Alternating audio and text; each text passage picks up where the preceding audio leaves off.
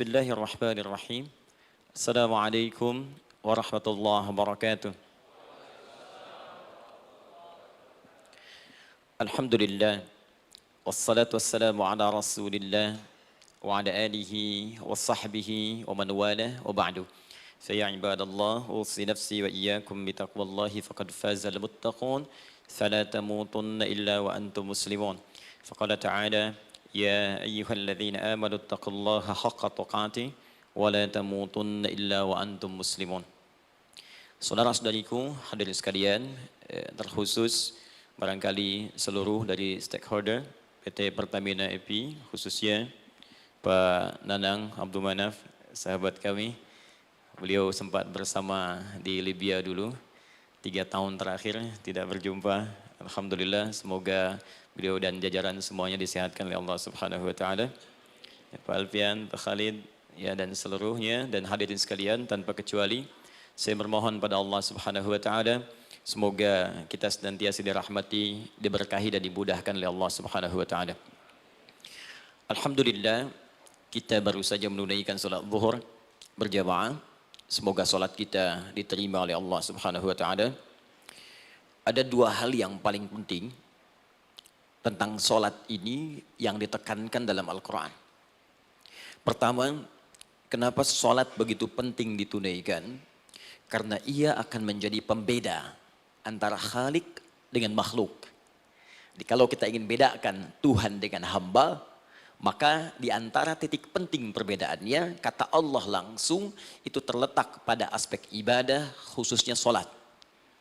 Karena itu ketika Nabi Musa alaihi salam berkenan kemudian langsung diperintahkan oleh Allah sehingga disebut dengan kalimullah yang diajak bicara dan diperkenalkan tentang esensi ketuhanan Allah, maka disebutkan perintah langsung oleh Allah untuk menyembahnya dalam bentuk salat. Al-Quran surah ke-20 Taha ayat ke-14. Kata Allah, innani anallahu la ilaha illa ana fa'budni wa aqimis salata li dzikri. Ya Musa, tidak ada Tuhan kata Allah selain saya.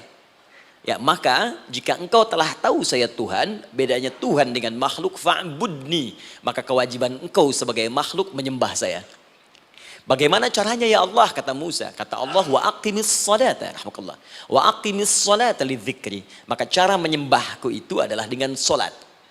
Karena itu semua nabi dan rasul, bahkan sebelum Nabi Muhammad SAW, diperintahkan oleh Allah untuk mengajak umatnya seluruhnya untuk sholat.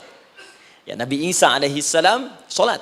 Anda buka Quran surah 19 Maryam ayat 31 sampai 33. Nabi Ismail alaihissalam, ya kakeknya Nabi ke-29, sholat. Bahkan meminta keluarganya sholat. Quran surah ke-19 ayat 55. Wa kana ya'muru ahlahu bis salah. Nabi Zakaria, saudaranya Imran, salat. Quran surah ketiga, ya, ayat ke-38 sampai dengan 39. Ayat 39-nya tegas mengatakan, "Fanadathu malaika wa huwa qa'imun yusalli fil mihrab." Jadi kalau kita urutkan dari Nabi Muhammad sallallahu alaihi wasallam sampai Nabi Adam alaihi salam, semua menunaikan salat kepada Allah Subhanahu wa taala. Ya Muhammad bin Abdullah bin Abdul Muttalib bin Hashim bin Abdul Manaf bin Qusay bin Murrah bin Kilab bin Ka'ab bin Ghalib bin Fihir bin Malik bin Nadar bin Kinana bin Khuzaimah bin Mudrikah bin Ilyas bin Nizar bin Mudar bin Ma'ad bin Adnan bin Addi bin Adri bin Muqawwam bin Nagur bin Tarikh bin Ya'rub bin Yasjub bin Nabit bin Ismail alaihissalam bin Ibrahim alaihissalam bin Azar atau bin Nahur bin Abir bin Kinan bin Arfakhshad bin Sam bin Nuh alaihissalam bin Mihlail Matushala bin Kinan bin Anwas bin Thith bin Adam alaihissalam. Dari Nabi Muhammad SAW sampai Nabi Adam semua salat. Coba ulangi. Nanti dalil singkatnya dari Quran surah keempat ayat 163, paling kiri sebelah atas di mushaf.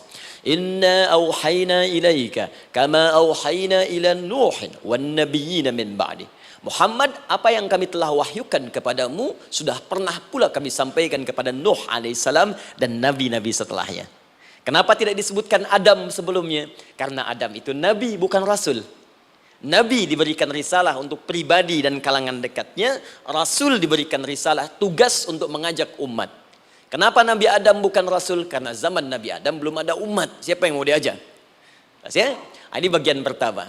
Jadi kalau kita hari ini masih mendapat kesempatan sholat, alhamdulillah, ini artinya sampai hari ini kita masih benar-benar manusia. Kan kalau ada orang yang kemudian tidak mau beribadah apalagi sholat, terkhusus ketika dia beriman, maka penting dipertanyakan, masihkah ada iman dalam dirinya? Karena itu kata Allah dalam Al-Quran, surah ke-8 ayat yang kedua, aku akan perdengarkan namaku, sehingga ketika disebutkan itu, kita bisa menguji adakah getaran iman dalam jiwa kita. Quran surah 8 Al-Anfal ayat kedua. Innamal mu'minuna alladzina idza dzukirallahu wajilat qulubuhum. Sungguh orang yang masih punya iman itu, kalau diperdengarkan nama Allah kepadanya, akan ada getaran dalam jiwanya. Karena itu setiap hari 5 kali diperdengarkan nama Allah. Untuk menguji di jiwa kita masih ada iman tidak?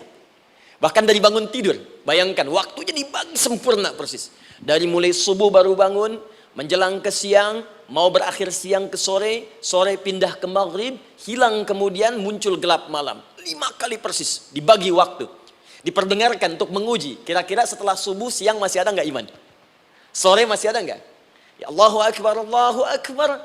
Karena itu kalau iman masih ada melekat di jiwa kita, demi Allah saya katakan, begitu kita mendengar suara azan, pasti hati kita akan mengatakan, Allahu Akbar, Allahu Akbar. Wih, sudah azannya. Pernah begitu? Ya, walaupun mungkin setelah selesai, La ilaha illallah, baru azan, belum qomat. Ya, itu normal, gak apa-apa. Yang penting iman masih ada. Nah, ini menunjukkan ada getaran dalam jiwa. Satu itu. Yang kedua, ini yang jarang dimanfaatkan teman-teman. Jadi seringkali sholat dimaknai pada ibadah formal bagian pertama saja. Adapun yang keduanya, ini yang jarang digali. Padahal sekali saja dalam sehari, itu 5 kali Allah menunggu kita. Ternyata sholat itu satu-satunya wasilah ibadah yang disebutkan dalam Al-Quran untuk langsung memohonkan semua kebutuhan yang kita rasakan. Bahkan sebelum kita diminta sholat, itu kalimat pertamanya bukan ibadahnya. Kata Allah, kau punya masalah apa? Sedang butuh apa? Sedang punya problem apa? Buka Quran surah kedua Al-Baqarah ayat ke-45 sampai 46. Paling kanan pertengahan di usad. Wasta'inu bis-sabri was-salah. Perhatikan kalimatnya, indah sekali. Ya Allah menempatkan sholatnya bagian kedua. Kata Allah, wasta'inu, hei hambaku, jika kalian punya persoalan dalam kehidupan, maka, perhatikan kalimatnya baik-baik, wasta'inu, mintakan solusinya kepadaku. Jadi kalau sedang punya masalah, bukan bikin status, gak akan selesai. Sedang eksplorasi minyak, gak keluar-keluar, bikin status. Duh, susah sekali yang ngebornya, gak akan selesai. Jalan macet, bikin status. Jakarta macet, ya, gak akan selesai. Ya, apa yang harus dilakukan kata Allah? Jika Anda beriman kepadaku, yakin denganku, maka wasta'inu, punya persoalan minta kepada Allah. Caranya bagaimana? Satu, bis-sabri, terima dulu masalah itu, jangan dikeluhkan. Kaidah lain muncul, karena mustahil saya akan titipkan persoalan kalau tidak Anda mampu mengatasinya. Kaidah Quran surah kedua ayat 286, kita hafal ayatnya. La yukallifullahu nafsan illa usaha. Perhatikan kaidahnya. Allah tidak mungkin menguji seorang hamba di luar batas kemampuannya. Jadi kalau kita sedang punya ujian di rumah kah, pekerjaan kah, kehidupan sosial kah, sebesar apapun ujian itu kata Allah, memang karena Anda yang sanggup. Kalau nggak sanggup gak akan diuji.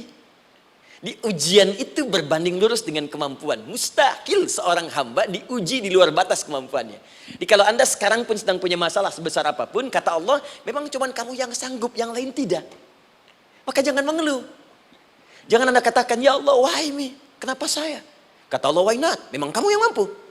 Yang lain tidak. Nah, ketika Anda bisa menerima itu dengan sabar, baru datang kalimat kedua. Wassalah. Kemudian datang tunaikan sholat dan mintakan solusi kepadaku lewat sholat. Ya, sedikit ya. Lihat sini. Saya berikan sedikit uraian Al-Quran. Saya boleh menulis sini? Boleh ya? Ibu, maaf, agak jauh. Ibu kelihatan ini? Oh, belum saya tulis, bagaimana bisa kelihatan? Luar biasa. Cuma di Pertamina belum ditulis udah kelihatan. Maaf, lihat sini. Wasta'inu. Baik, ya. Saya ingin sedikit sekali. Ini redaksi Quran itu indah sekali diksinya. Wasta'inu. Lihat sini. Kata Allah, jika Anda punya persoalan dalam hidup, maka mintakan solusi. Terima dulu masalahnya dengan sabar, karena kita dipercaya oleh Allah. Gini, cara memahaminya. Allah aja percaya dengan kita. Masa kita nggak percaya diri? Allah yakin dengan kita, kita mampu. Masa kita nggak yakin? Terima dengan sabar. Kemudian wassalah, mintakan solusinya lewat salat. Kata perintahnya dibuka dengan kalimat wasta'inu. Kalau kita ingin rubah kata perintah ini, fi'il amr, ingin dirubah ke dalam bentuk permohonan, minta, maka rubah kalimatnya menjadi nasta'in. Lihat, nasta'in. Baik. Wasta'inu, kata Allah, kalian punya persoalan, ayo minta solusi padaku. Terus kita pengen minta, ya Allah, kami ingin minta. Maka dalam bahasa Arab, kalau kita ingin merubah kalimat ini ke dalam bentuk permintaan, kita katakan nasta'in. Saya tanya pada Anda, pernah nggak dalam sholat kita mengucapkan kalimat nasta'in? Ada? Masih ingat? Baik, apa kalimatnya? Iyyaka na'budu wa iyyaka nasta'in. Perhatikan, iyyaka na'budu wa iyyaka nasta'in. Iyyaka na'budu, iyyaka, ya Allah, Engkau perintahkan aku untuk ibadah. Maka sekarang aku ibadah, sholat. Hanya kepadamu saja. Kan kata Allah, kamu sholat. Terus kita katakan, iyyaka na'budu. Sekarang kami sholat, ya Allah. Nama lain sholat itu ibadah. Kalau kita ibadah, na'budu. Dari mana tahunnya nama lain sholat ibadah? Quran surah ke-20 ayat ke-14. Fa'budni wa aqimis sholata li dzikri. Ibadah kepadaku, caranya sholat. Maka saat sholat kita katakan, iyyaka na'budu. Ya Allah, Engkau perintahkan aku untuk ibadah. Sekarang aku ibadah. Wa iyyaka nasta'in. Dan sekarang aku sedang punya persoalan, ya Allah. Aku punya masalah. Aku punya problem. Dan aku yakin hanya Engkau yang pasti akan menyelesaikannya. Ketika Anda mengatakan, iyyaka nasta'in, perhatikan hadis qudsinya. Hadisnya qudsi. Ya. Al-Imam Al-Bukhari meriwayatkan, Imam Muslim meriwayatkan, An-Nasai meriwayatkan dari sahabat Abu Hurairah radhiyallahu taala anhu. Ada lagi yang dari sahabatnya Anas bin Malik. Perhatikan kalimatnya. Idza qala al-'abdu iyyaka na'budu wa iyyaka nasta'in, jika hambaku dalam salatnya benar membacanya, benar dari awal salatnya sampai dengan kalimat iyyaka na'budu wa iyyaka nasta'in, ya Allah, sekarang aku ibadah kepadamu dan sekarang aku punya persoalan. Aku mohonkan solusinya darimu. Kata Allah, hadza baini wa baina 'abdi. Ini perjanjian antara aku dengan hambaku. Wali 'abdi. Hadisnya qudsi. Wali 'abdi, kalau hambaku benar salatnya sampai kalimat ini, masalah, apapun yang dia minta sekarang, aku akan kabulkan. Aku akan kabulkan. Pertanyaan saya, berapa di antara kita yang sholat sampai detik ini, ribuan kali ruku dan sujud, yang memanfaatkan momentum ini untuk memohon? Siapa di antara kita yang ketika sholat memohon kepada Allah solusi? Jangan-jangan selama ini sholat itu hanya menjadi formalitas saja. Takbir, ruku, sujud, salam, selesai. Takbir, ruku, sujud, salam, selesai. Padahal Allah sudah menunggu hambaku, kamu tuh punya masalah apa? Makanya setiap waktu dibagi 5 supaya hidup kita ringan. Subuh ke zuhur punya masalah, zuhur salat. Begitu kita mohon, tuntas masalah itu. Zuhur ke asar punya persoalan, asar salat. Dijawab oleh Allah, tuntas persoalan itu. Karena itu semua nabi dan rasul, bahkan orang soleh, ketika punya persoalan dalam hidupnya, even itu hanya menulis karya ilmiah, maka mereka akan memulai dengan sholat dan minta kepada Allah Subhanahu Wa Taala. Teman-teman kenal Nabi Zakaria? Bagus. Baik, di sana belum tulis, sudah kelihatan. Sini kenal Nabi Zakaria, alhamdulillah. Tapi nggak apa-apa. Saya ke Sukabumi, Pak. Ada yang kenal Fir'aun. Kenal Fir'aun, kenal, bagus. Sukabumi hubun dunia, suka itu hubun, bumi itu dunia. Baik. Teman-teman, Nabi Zakaria itu diuji oleh Allah. Maaf, belum punya keturunan. Dan semua nabi punya ujian. Jadi jangankan kita, nabi aja yang jelas surganya punya ujian. Ya, Anda pernah sakit, Nabi Ayub sakitnya lebih parah dari kita. Ya, Anda di keluarga belum ada keturunan, Nabi Zakaria pernah lebih daripada kita. Sampai rambutnya memutih, fisiknya sudah letih, dan menurut medis, maaf sekali, istrinya divonis tidak mungkin punya keturunan, monofus dan mandul, mustahil. Secara klinis, gak mungkin. Secara medis, tidak mungkin. Maka Allah tunjukkan satu isyarat yang sangat luar biasa. Jika Anda mendapati situasi, makhluk mengatakan ini mustahil dan sudah angkat tangan, ini tanda pertama dari Allah, langsung tinggalkan pendapat manusia, langsung memohon kepada Allah.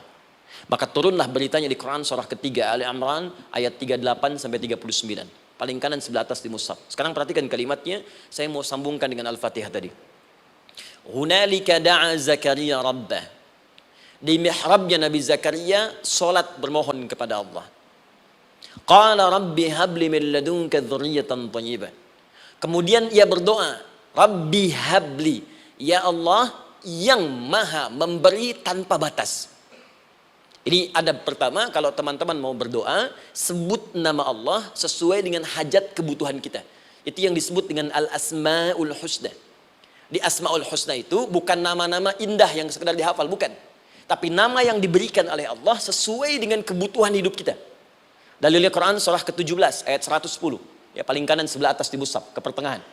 Ya, kata Allah, Qulid Allah. Jika Anda punya persoalan, sebut nama Allah. Allah Awir Rahman atau Ar-Rahman. Ayyamma tad'u, tapi kalau Anda ingin spesifik meminta, falahul asmaul husna. Pilih nama Allah, ia punya nama-nama yang indah sesuai kebutuhan kita. Jadi kalau teman-teman misalnya minta kelancaran rezeki, sebut ya Allah ya Razzaq. Anak mau ujian, ya Allah ya Al-Alim. Di proyek misalnya ada hambatan, ada gangguan, ya Allah ya Al-Jabbar ya Al-Malik. Ingin mudah mengatasi ujian, ya Allah ya Sabar. Minta. Ya, jangan semuanya disebutkan, nanti jadi beban. Ya, Allahumma ya Rahman ya Al-Malik ya Al-Quddus ya Sabar, gitu kan? Yang tadinya nggak punya masalah jadi punya masalah, gitu kan? Pilih salah satu. Nah, jika Anda ingin memohon pada satu hal yang mustahil menurut manusia, maka minta dengan menyebut nama Allah yang memberi tanpa batas, mustahil di dalamnya. Nama Allah tersebut namanya Wahhab. Wahhab.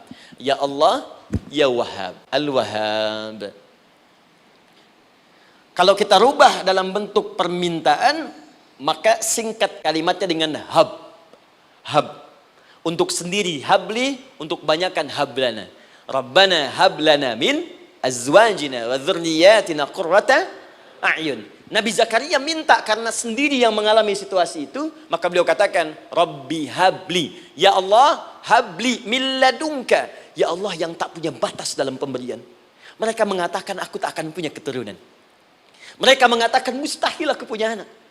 Dan aku yakin kau memberi batas tanpa memberikan pemberian tanpa batas. Aku mohon darimu saja. Darimu saja. Dzurriyyatan thayyibah, keturunan-keturunan terbaik. Innaka sami'ud du'a. Engkau pasti mendengar doa saya. Kalau pada yang maha memohon saja, maha mendengar saja tidak mengabulkan, lantas kepada siapa lagi aku mesti minta? Tapi poinnya bukan itu. Poinnya adalah ini disampaikan oleh Nabi Zakaria dalam keadaan sedang sholat. Masih berdiri dalam sholatnya. Dalam bahasa Arab berdiri disebut dengan qaimun, qaim, berdiri. Sedang sholat disebut dengan yusolli. Perhatikan ayat 39-nya. Fanadatul malaikatu wa huwa qaimun yusolli fil mihrab. Maka seketika ketika doanya selesai dipanjatkan, sholatnya belum selesai. Doanya selesai dipanjatkan, seketika datang malaikat menyampaikan, kamu dapat kabar gembira, Anda akan punya anak, bahkan namanya langsung diberikan oleh Allah, Yahya, artinya hidup.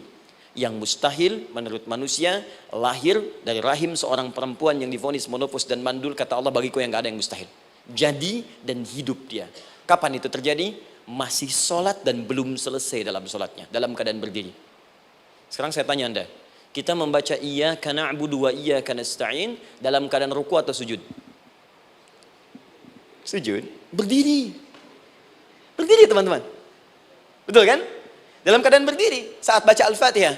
Iyyaka na'budu wa saat kita mengatakan wa iyyaka nasta'in, Allah balik bertanya, apa yang kamu butuhkan?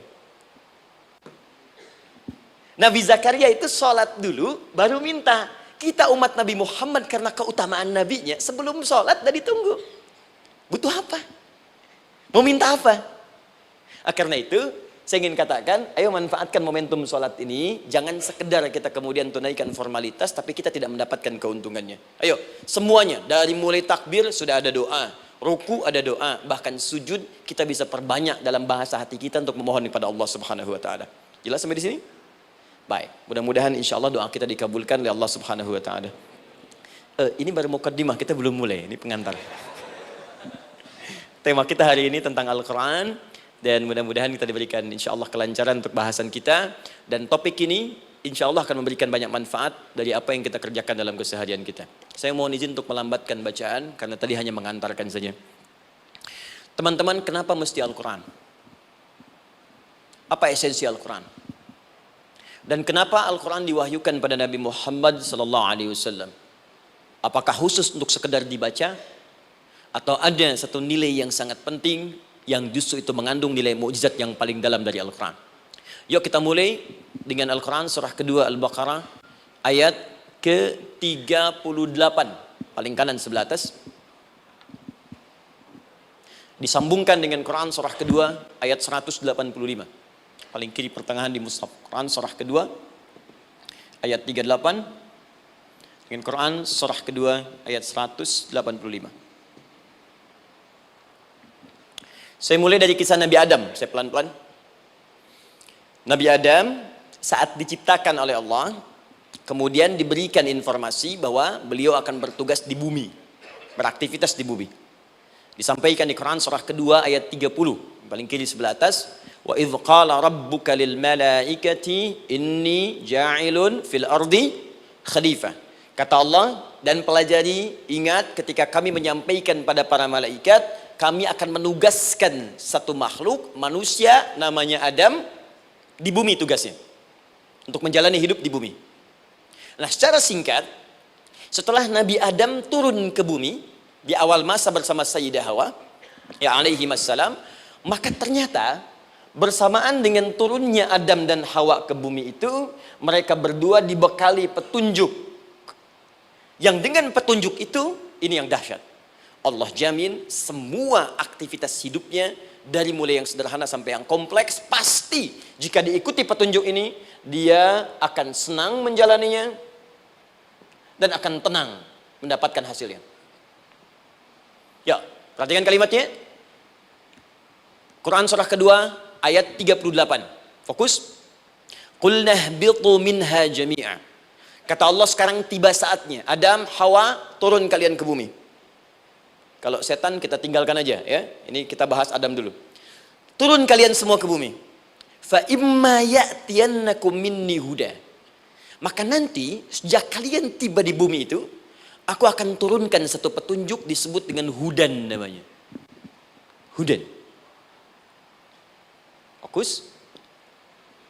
Faman tabi'a hudaya, maka jika Anda dan keturunanmu mengikuti semua detil di petunjuk ini, fala khaufun alaihim walahum yahzanun, maka aku pastikan engkau dan seluruh keturunanmu akan menjalani hidup di muka bumi dengan tenang dan senang.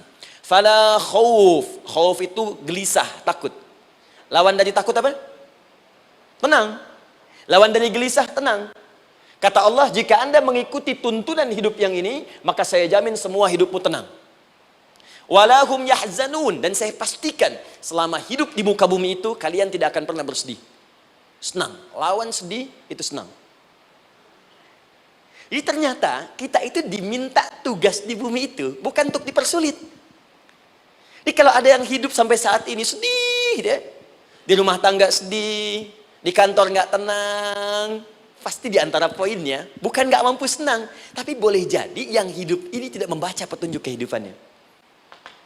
Anda kerja di perusahaan, teman-teman ada yang di Pertamina, ada yang di yang lain. Kalau Anda nggak ikuti petunjuk, kan pekerjaan tidak akan berlangsung dengan nyaman kan? Kalau Anda nggak ikuti aturannya, bagaimana bisa mengerjakan petunjuk itu dengan nyaman?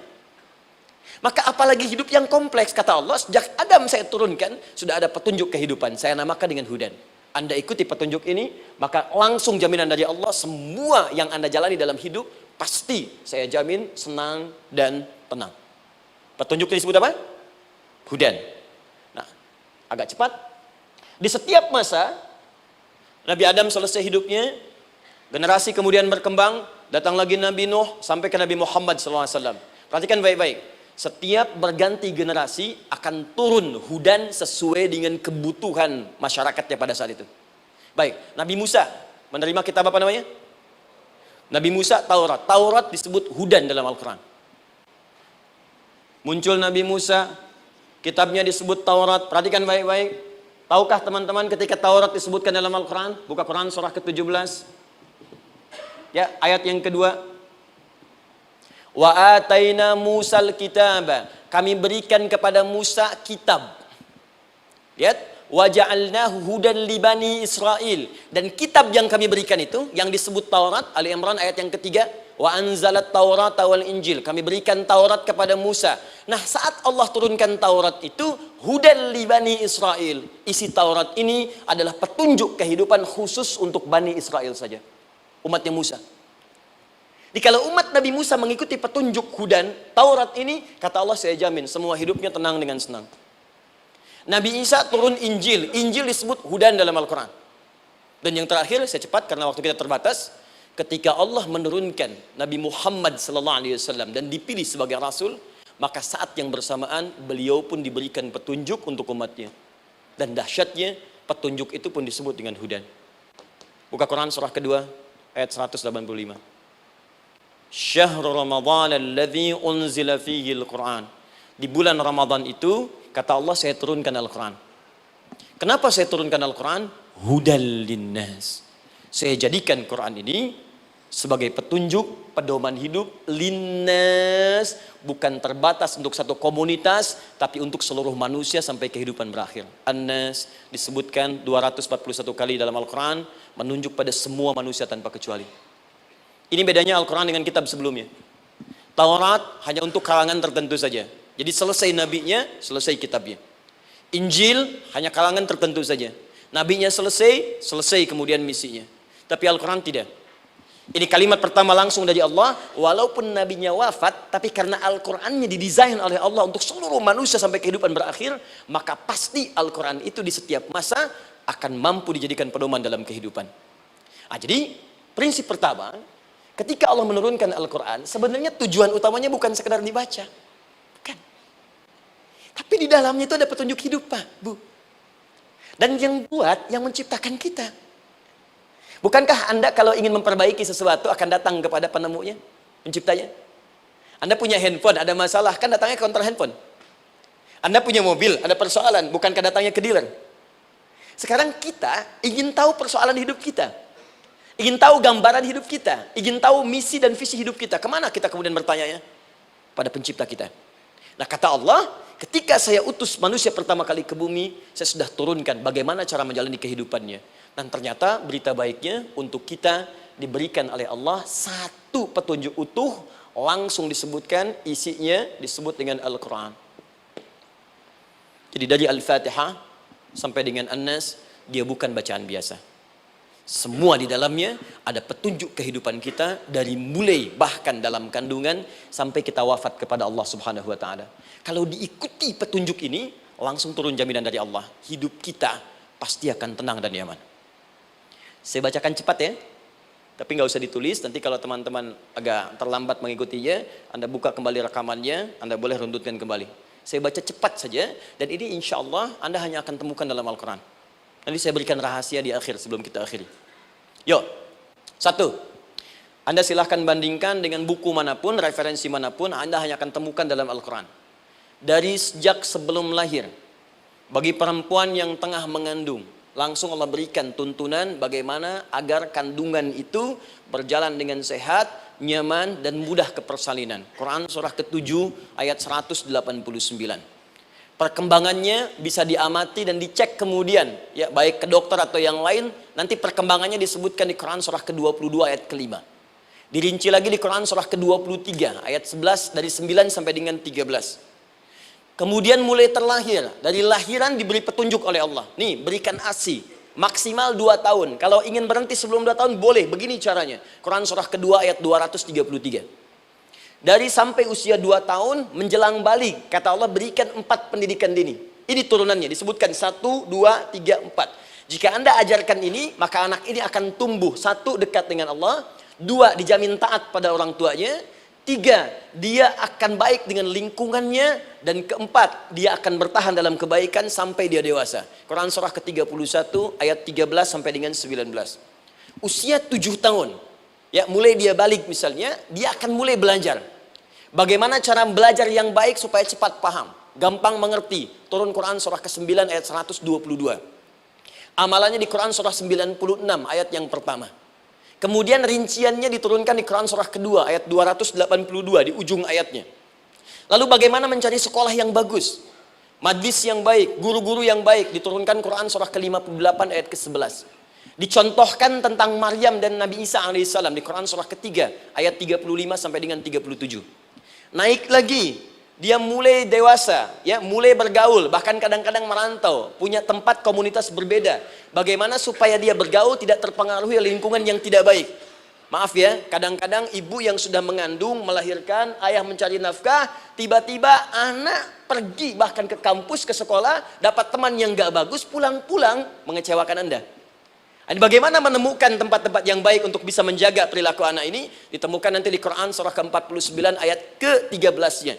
Dirinci perkembangannya di Quran surah ke-12 Yusuf ayat 2 sampai dengan ayat 29-nya. Sampai ketika dia akan mulai kemudian menikah, kata Allah, pilih pasangan yang baik dengan ta'aruf, berikan mahar yang sempurna. Quran surah ke-4 ayat ke-4. Kemudian dia mulai menikah, kata Allah, sebelum menikah pelajari dulu fikih nikah. Banyak orang yang menikah tapi karena tidak belajar tentang persoalan rumah tangga, apa yang akan terjadi di rumah tangganya. Detil Pak, Bu. Kata Allah, ini kalau kamu berbuat begini akan ada miskomunikasi. Kalau ada miskomunikasi persoalannya akan begini, solusinya begini. Maka diturunkan dasarnya di Quran surah ke-30 ayat 21, detilnya di Quran surah ke-4 ayat 34 sampai dengan 35. Paling kiri sebelah atas sampai dengan ke tengahnya. Anda berlanjut, diterangkan oleh Allah, hei, tugas suami saat mulai pertama kali menikah, maka tugas yang pertama siapkan untuk mencari nafkah. Bagaimana caranya ya Allah? Diturunkan oleh Allah. Satu, jangan takut kehilangan rezeki. Jangan pernah mencuri, jangan pernah ngambil punya orang, karena punya kamu akan saya berikan sempurna. Kamu ngambil punya orang, maka kamu akan menyulitkan diri sendiri. Itu akan dikembalikan pada yang berhak. Ya, turun Quran surah ke-51 ayat 22. Dirinci, begini cara nyarinya. Quran surah kedua ayat 168.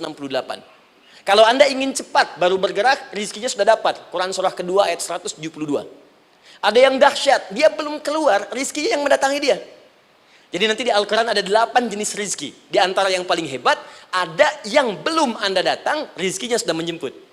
Ada orang mendatangi rizki, ada rizki mendatangi dia. Contoh, Al-Imam Asy-Syafi'i sedang berdiskusi dengan Imam Malik, gurunya.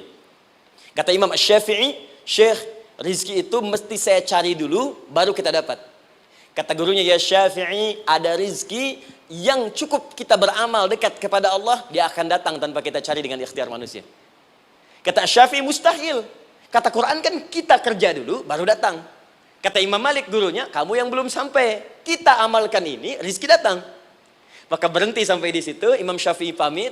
Di jalan tiba-tiba beliau mendapati ada panen anggur, Pak, Bu. Terus dipanggil sama yang punya kebun.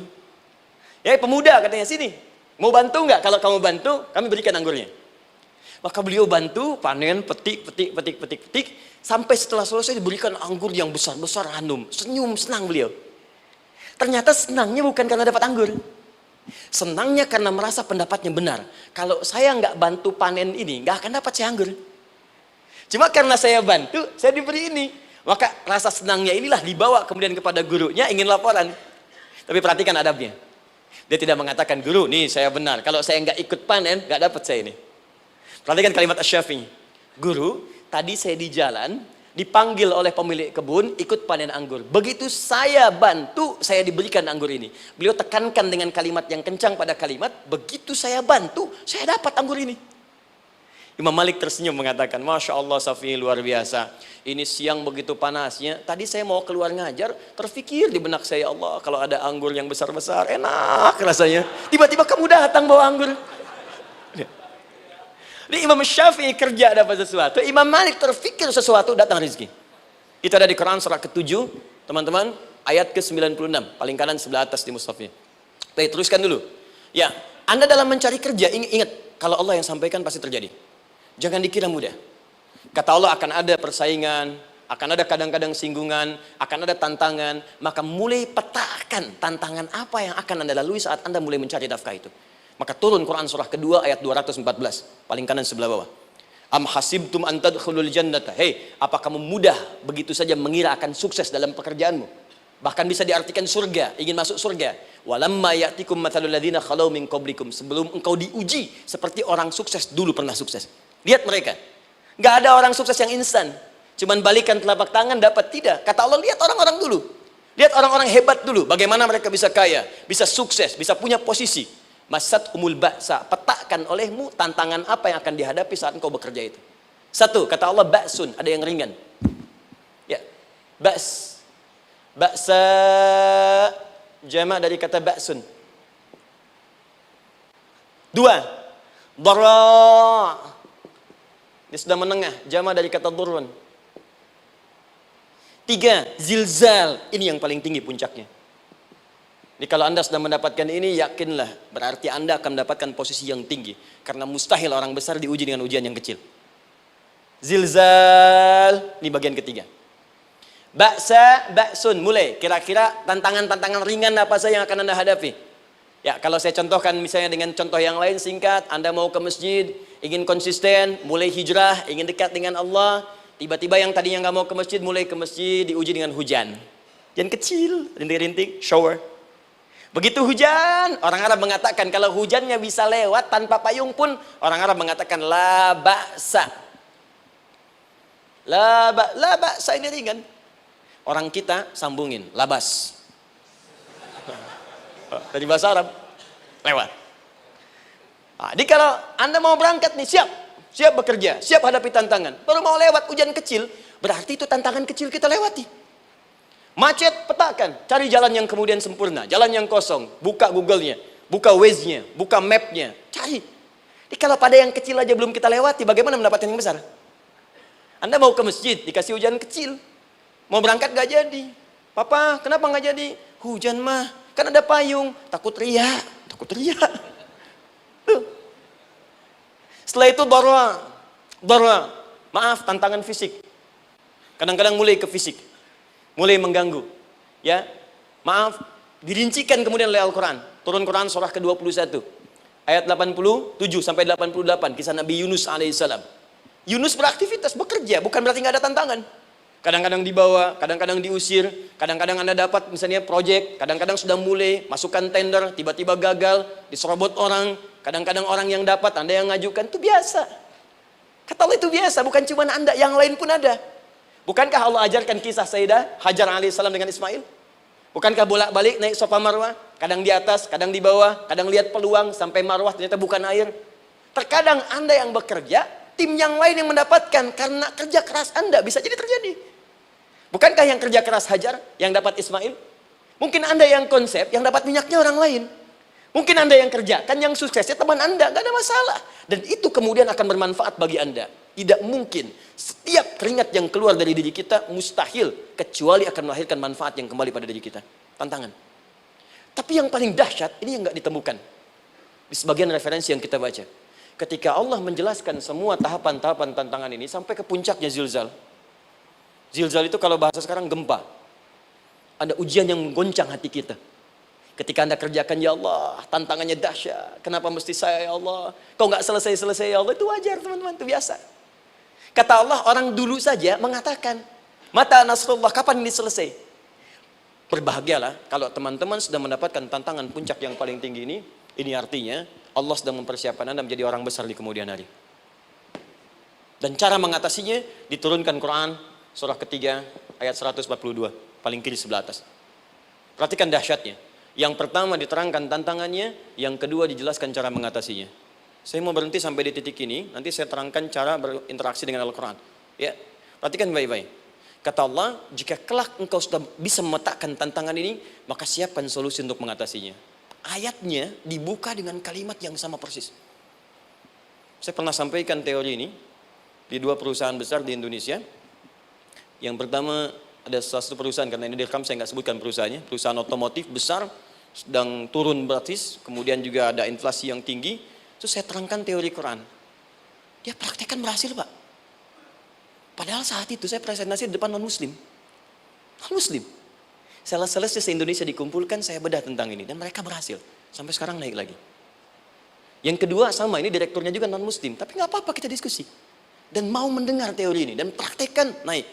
Ya, dulu di satu perusahaan minyak juga.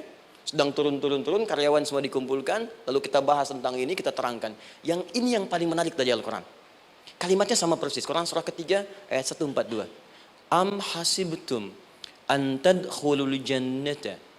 Apa Anda duga akan begitu mudah mendapatkan kesuksesan dalam hidup? Tolong fokus baik-baik. Jangan selalu mengartikan jannah dengan surga. Karena asal kata jannah itu artinya kesuksesan, kebahagiaan yang belum tampak. Surga, kenapa disebut dengan jannah? Karena itu puncak kebahagiaan kita yang belum nampak sekarang. Saya kasih rahasia ya. Ini antara kita saja nih. Kalau ada kata jim dengan nun di depannya, itu pasti tidak nampak, tersembunyi. Apapun tambahannya. Ya, misal, jin kenapa disebut dengan jin? Karena memang ketika diciptakan, dia tidak tampak, tersembunyi. Lawannya ins, karena itu kita disebut ins, karena saat lahir kita tampak. 18 kali disebutkan dalam Al-Quran. Ya ma'syaral jinni wal ins, wa ma khalaqtul jinna wal ins. Jadi jin disebut jin karena memang fitrahnya tersembunyi, nggak nampak. Jadi kalau ada jin melakukan penampakan, itu jin sedang kena masalah. Sedang keluar dari fitrah. Sama dengan manusia, harusnya tampak. Jadi kalau ada manusia yang senang sembunyi-sembunyi, dia sama dengan, bukan saya yang bilang, sedang punya masalah. Ke kantor, sembunyi-sembunyi, hati-hati Pak Alfian tuh. Biasa ada pintu depan, masuk pintu belakang. Suami di rumah, buka WA, sembunyi-sembunyi, Bu hati-hati tuh. Pulang lewat pintu belakang, berarti sedang punya persoalan dalam hidup. Setiap ada jim dengan nun, pasti tersembunyi. Ibu punya janin, rahim, dalam rahim ada janin. Kenapa disebut dengan janin? Jim, nun, ya, nun. Karena sosok itu belum nampak dalam pandangan kita. Nanti kalau sudah lahir, baru tampak. Jannah, kenapa disebut jannah? Karena belum tampak dalam pandangan kita, nanti kelihatan. Karena itu dalam Al-Quran, kata jannah itu tidak dikhususkan dengan surga. Tidak dikhususkan dengan surga. Kadang-kadang menunjuk aspek kesuksesan yang belum tampak. Anda mau ngebor minyak, minyaknya belum tampak, belum kelihatan. Anda mau kerja, ya hasilnya kan belum tampak, baru ikhtiar sekarang. Karena itu orang Arab disebut kaya, kalau mereka mendapatkan kebun yang tak tampak sebelumnya. Kebun anggur, bukan kurma, kalau kurma banyak. Kebun anggur, ada apel, ada jeruk, sampingnya ada sungai-sungai, disebut dengan jannah. Ya, kalau punya unta, nggak kaya di Arab, biasa.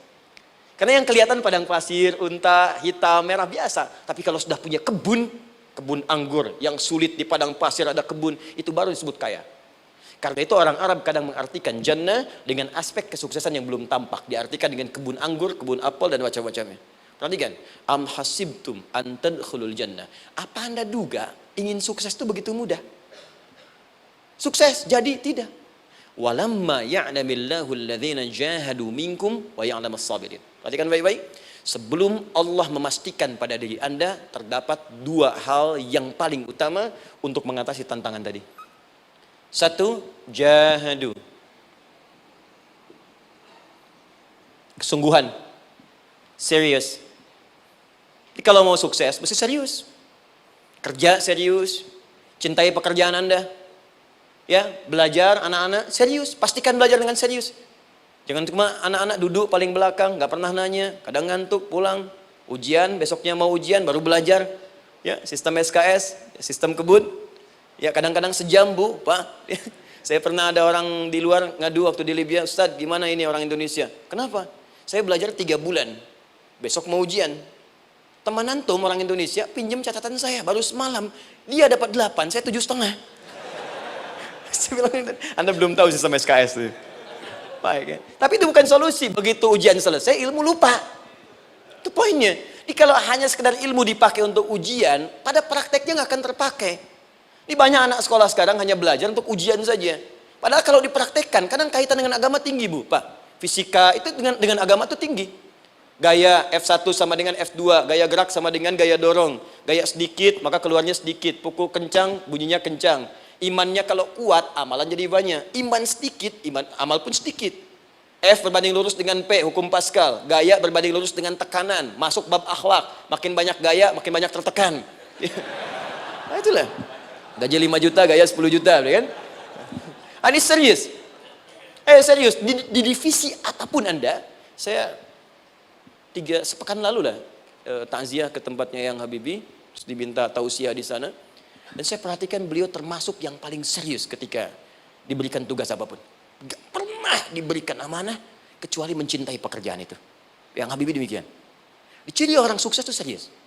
Tapi keseriusan itu, kata Allah petakan jadi 3 bagian lagi. Karena jahadu itu punya 3 turunan kata. 1, keseriusan merencanakan, disebut ijtihad namanya. Punya rencana. Mappingnya apa? Stepnya apa? Oke, Anda ingin kerjakan sebuah proyek, baik, proyeknya berlangsung berapa lama? Target kita apa? Jangka panjangnya, menengahnya, jangka pendeknya. Kemudian apa tantangan yang akan dihadapi di setiap tahapan-tahapannya? Selesaikan. Bahkan saking pentingnya tahap perencanaan ini, ditunjukkan oleh Allah langsung lewat sholat. Teman-teman masih ingat sholat pertama yang kita kerjakan setiap hari, sholat apa namanya? Subuh. Apa artinya subuh? Tuh, ini masalahnya. Ini kata Al-Quran sendiri ya, kata Al-Quran sendiri. Nanti akan ditemukan orang yang ibadah tidak paham apa yang dikerjakan dan dilakukan dalam ibadahnya. Contoh sholat. Kata Allah akan ada orang sholat yang saat sholat tidak mengerti apa yang ia baca dan dia lakukan dalam sholatnya. Jujur tanyakan pada diri kita. Sampai detik ini, dari sekian ribuan kali ruku dan sujud, berapa persen bacaan sholat yang kita pahami? Jangan-jangan kita ruku tapi nggak ngerti yang dibaca. Sujud tak paham yang diungkapkan. Bagaimana bisa khusyuk? Mustahil. Maka kembali ke sini. Kenapa sholat pertama itu disebut dengan subuh? Teman-teman, ternyata semua nama sholat dari subuh sampai isya, plus bacaan dan gerakan dari takbir sampai salam, itu bukan sekedar gerakan semata. Semua ada artinya, ada maknanya. Dan diajarkan oleh Nabi langsung.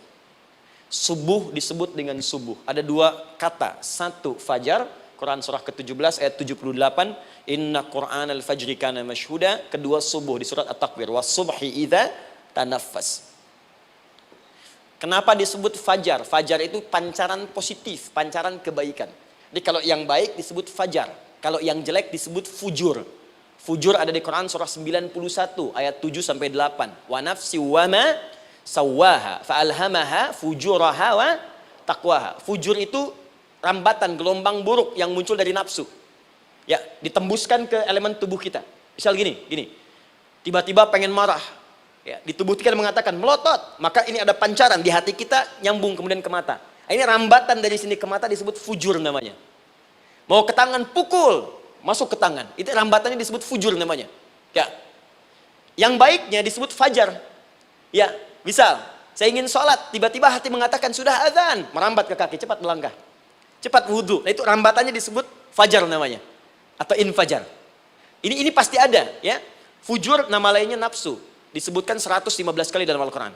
Takwa, rambatan fajar, sumbernya takwa. Disebutkan 115 kali dalam Al-Quran.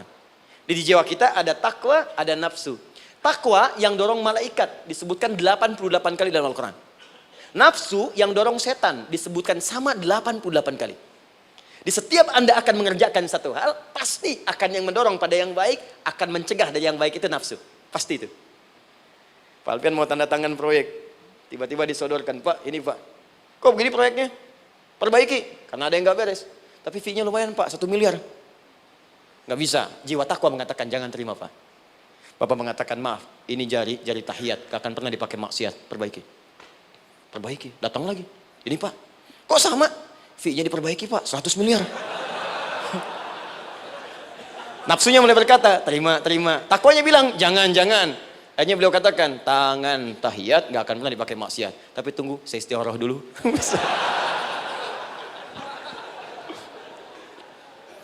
Nah, waktunya, ini salatnya disebut fajar. Kenapa disebut fajar? Karena saat kita tidur, terus dengar suara azan, Allahu Akbar, maka memancar dari iman kita, rambatan untuk merespon suara itu. Bangun kita untuk menunaikan salat. Waktunya disebut subuh. Kenapa disebut subuh? Dari kata asbah. Asbah itu artinya yang siap dengan rencana.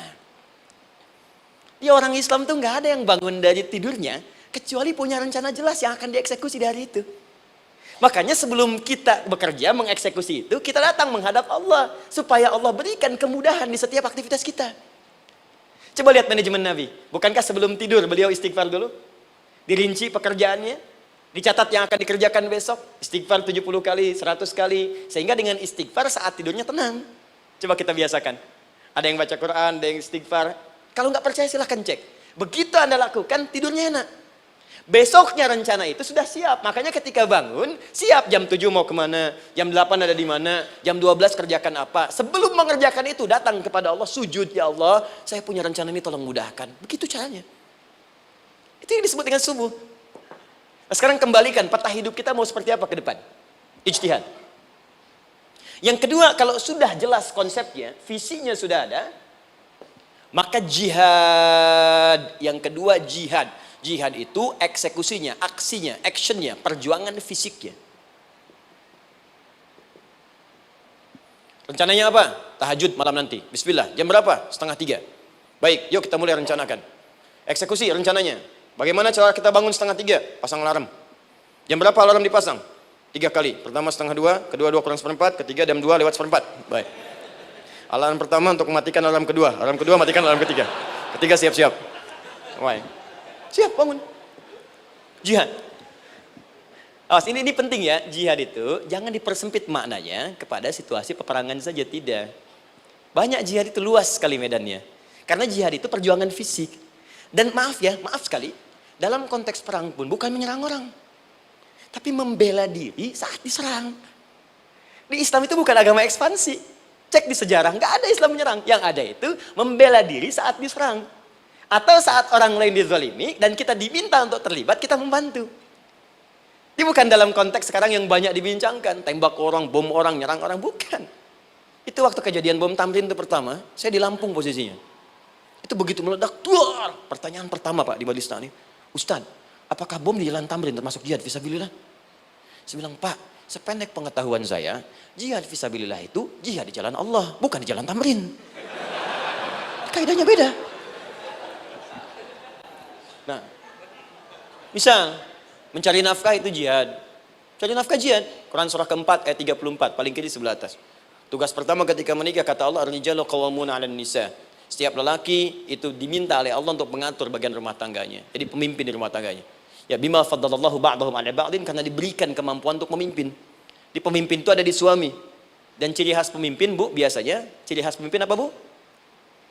Bukan tegas, bukan. Ciri khas pemimpin itu tidak mau dipimpin.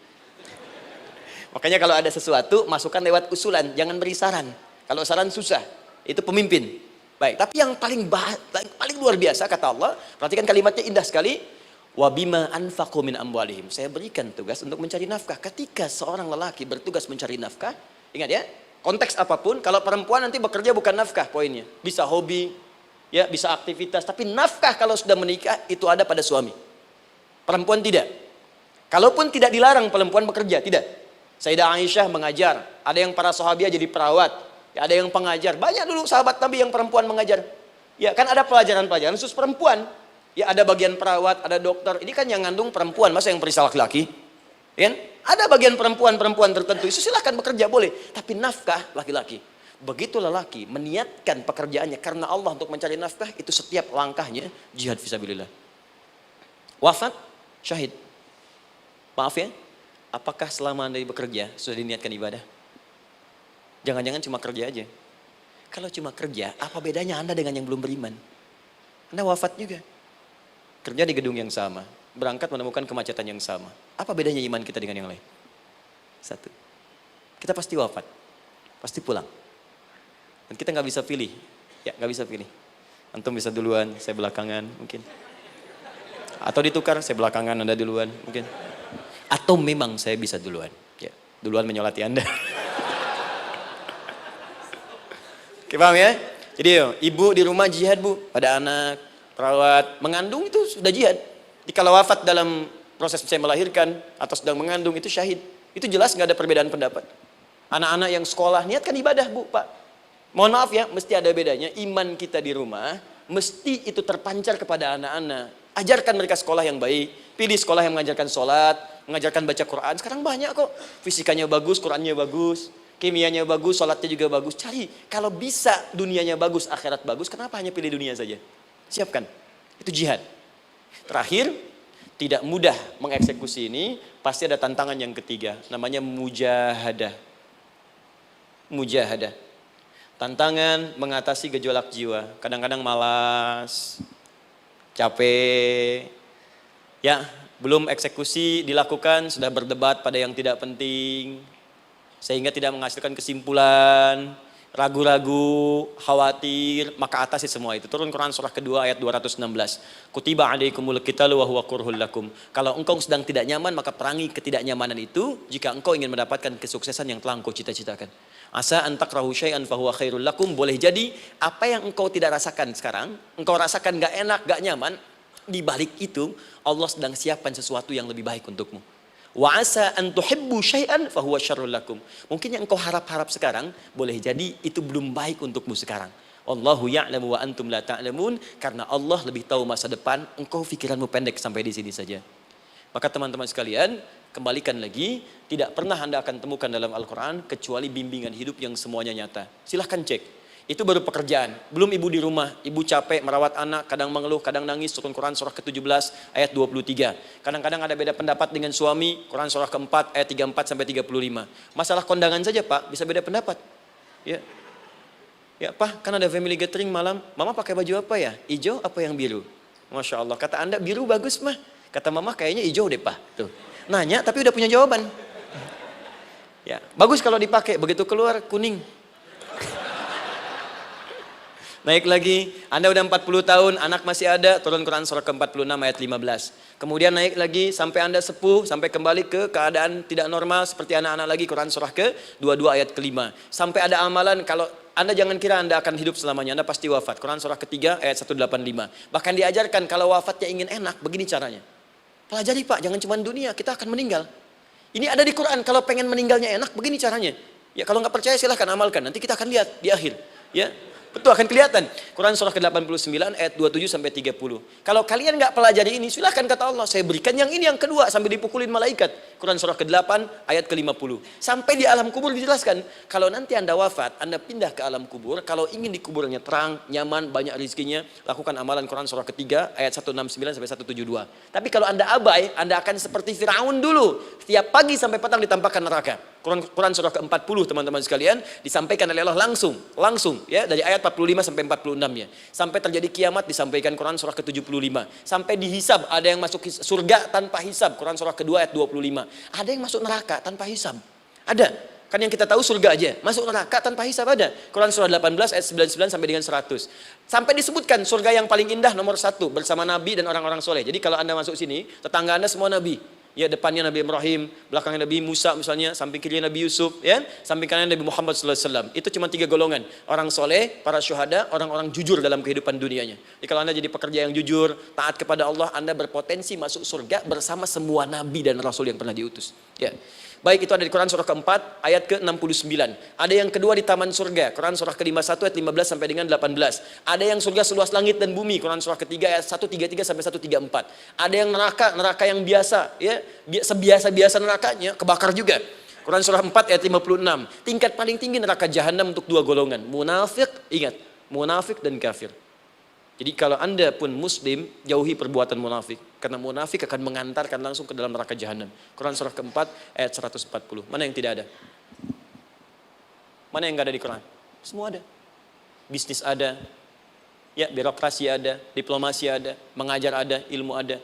Karena itu saya mau tutup, jika kita ingin benar mengeluarkan petunjuk ini, seperti orang dulu pernah melakukannya, maka kata Allah melalui lisan Rasulullah, turun Quran surah ke-29 ayat ke-45. Satu ini aja kita kerjakan, insya Allah ini akan beda kita rasakan. Utslu ma wuhya ilaika minal kitab.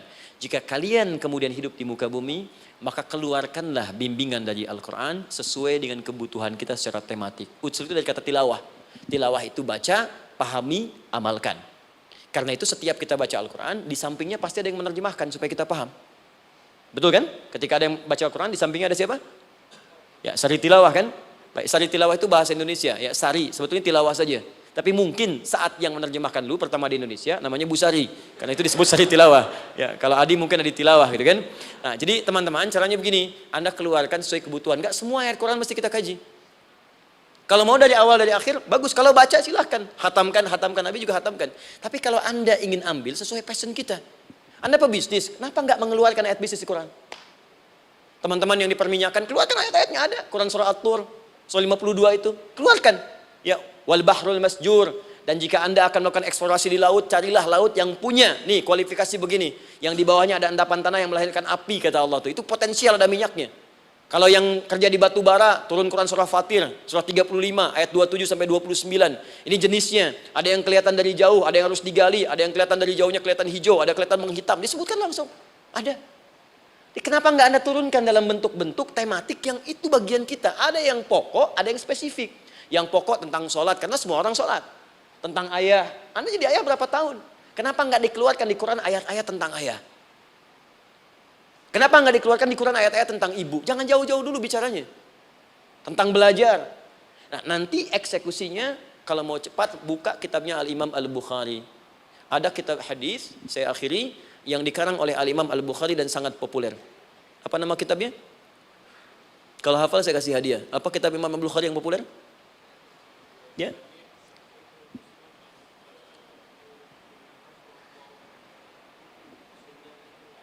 Baik, Anda saya kasih hadiah umrah. Baik. Insyaallah. Januari awal, insyaallah ada yang kami hadiahkan umrah dari atlet peraih Asian Games. Ya, Anda boleh ikut nanti. Ya, ada juga saya senang saya cinta dengan bangsa ini. Dia ada peraih Asian Games medali emas yang kemarin. Itu akan kita berangkatkan umrah semua peraih medali emasnya. Nanti gelombang pertamanya bulan Januari. Ya 2020 nanti sekitar 3 bulan lagi insyaallah Anda nanti akan mengikuti. Ada juga nanti dari kalangan Polri, ada TNI juga yang akan ikut dan saya sertakan. Baik. Al-Jami As-Sahih Al-Musnad Al-Mukhtasar min umuri Rasulillah sallallahu alaihi wasallam wa sunanihi wa ayyami. Itu namanya. Ayo ulangi. Disingkat Sahih Al-Bukhari. Kenapa saya bacakan lengkap? Bukan karena singkatannya, tapi banyak orang sekarang baca buku, baca kitab hanya langsung ke isinya. Padahal setiap ulama ketika menuliskan judul kitabnya, itu pasti ada petunjuk di dalamnya. Kata Imam Al-Bukhari, Al-Jami As-Sahih. Kitab ini saya buat sebagai petunjuk umum miniatur kehidupan Nabi yang bisa kita ambil hikmahnya sekarang. Jadi kalau kita pengen tahu bimbingan Nabi di masa lalu, supaya kita terapkan sekarang, buka kitab saya ini. Semuanya mustad bersambung kepada Nabi. Sahih saya pastikan, saya teliti satu-satu.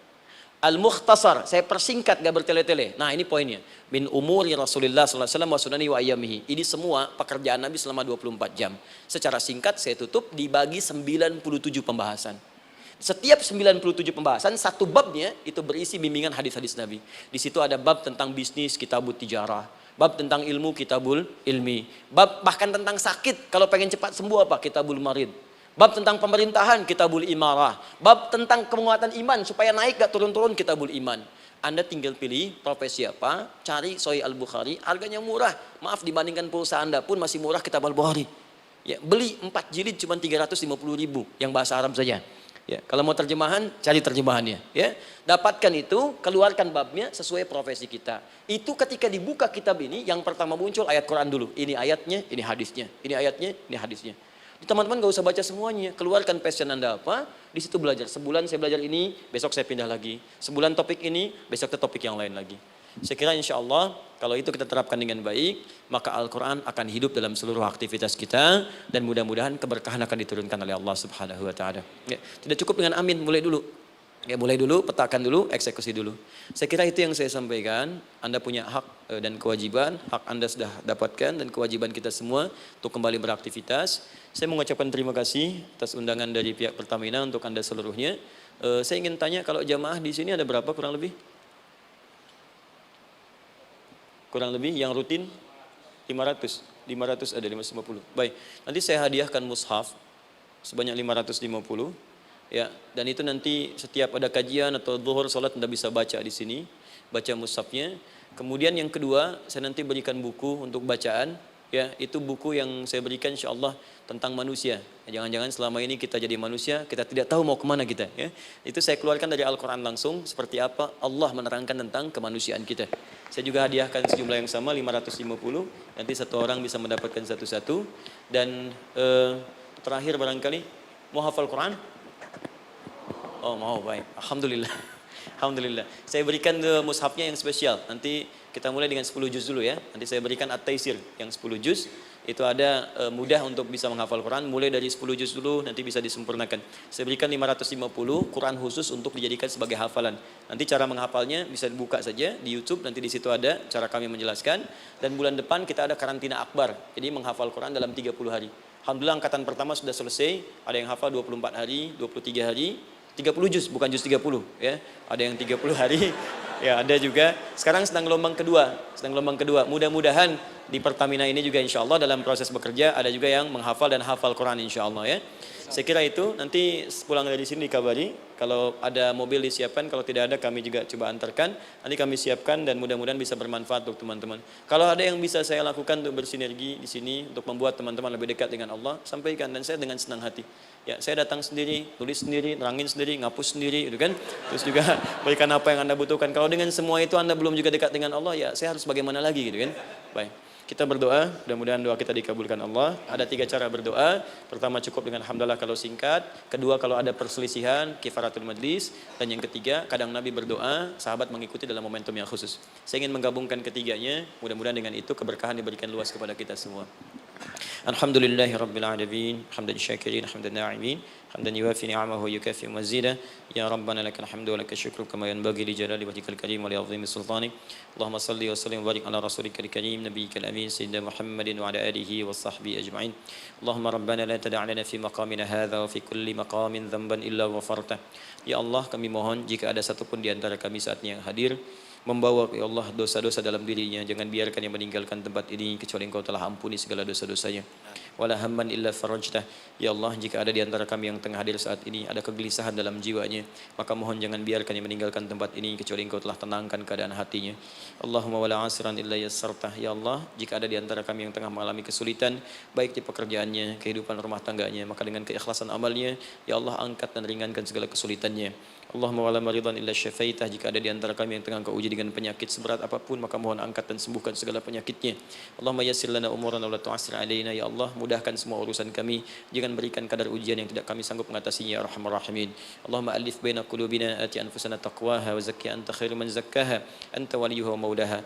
Ya Allah, mohon lembutkan hati kami untuk saling bersaudara dalam kebaikan, jauhkan kami dari perpecahan ya Allah, dan bersihkan jiwa kami agar kami bersih keadaan jiwa untuk bisa beramal dalam kebaikan dengan mendapatkan ridhamu.